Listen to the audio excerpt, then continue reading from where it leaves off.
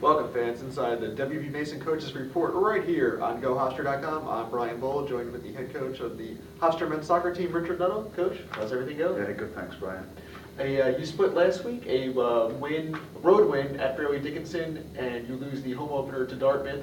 So 1-1 on the week. Just talk about how you felt about that and missed opportunities maybe at home, or.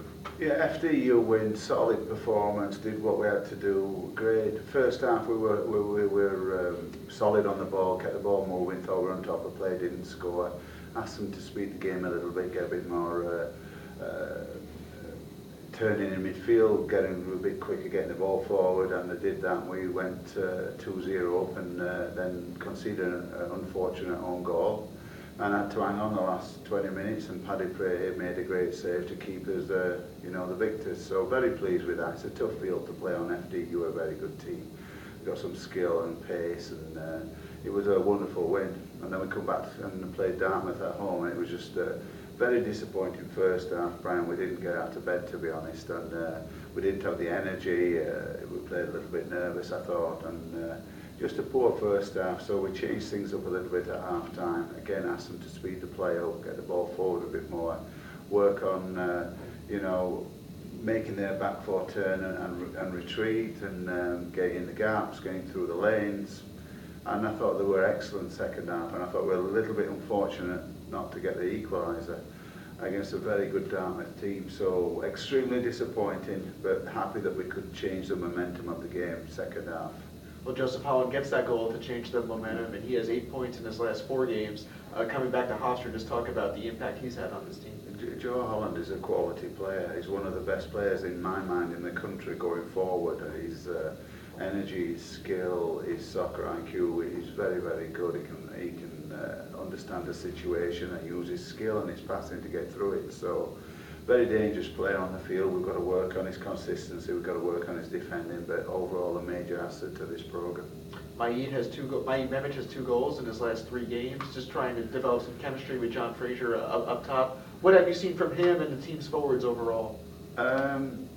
We're getting there, Maid came in with a little bit of an hamstring issue, and he's now getting sharp, and the goals will start to come, I'm pretty sure, with Maid, and then with John Elliott up top as well, and on the right, Nino's been doing very well, and some of the other guys who are coming off the bench have done well. So, and then with Joe Holland probing in behind him, it's a great situation for us, and I'm sure the goals will flow. We've just got to remain consistent. We've got to keep our sharpness up, and we've got to remain focused on the task in hand. You talk about the forwards and the midfielders.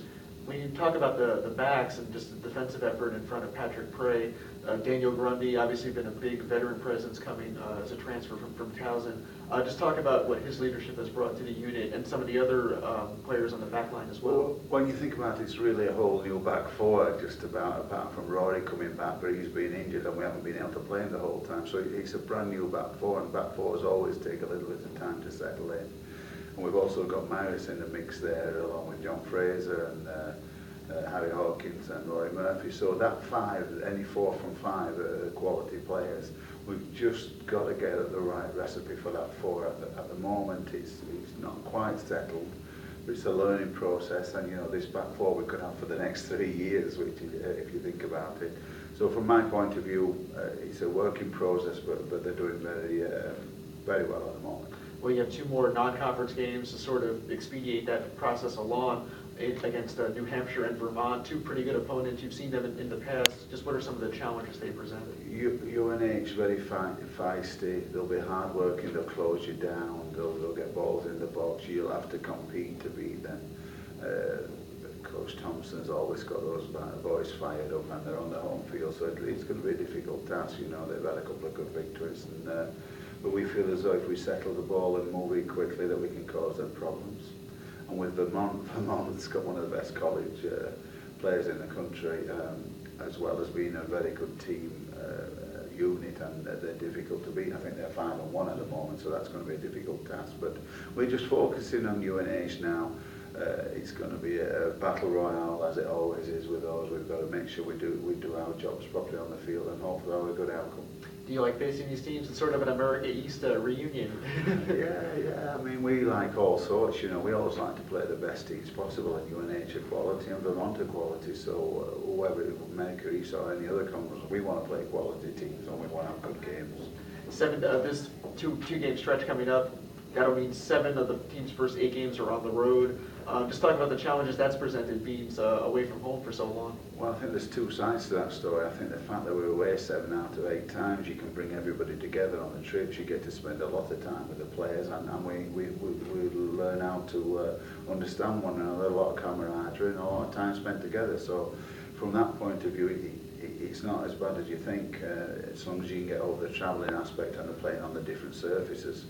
You know, we played on 5 different surfaces, and with Northwestern, one day was absolutely red hot, and then the next day was cooler, so the ball bounced differently. So it was, you know, the 5 different surfaces, but it'd be very difficult to play on. But it's a learning process for the team, and I think it's tough being away, but it also brings us together. I guess with so many international players on the roster too, being able to have that bonding experience, is that even more important? Yeah, with the freshmen coming in, I think just spending quality time together, I sound like a man and a wife here, don't I? But it's great to get to know the players in such close proximity. We get to train, we get to control what they eat, and the sleeping patterns, everything like that. So from our point of view, again, it's tough, yet it serves a purpose. Well, Coach, good luck this weekend, and thank you, fans, for watching the Coach's Report right here on GoHofstra.com.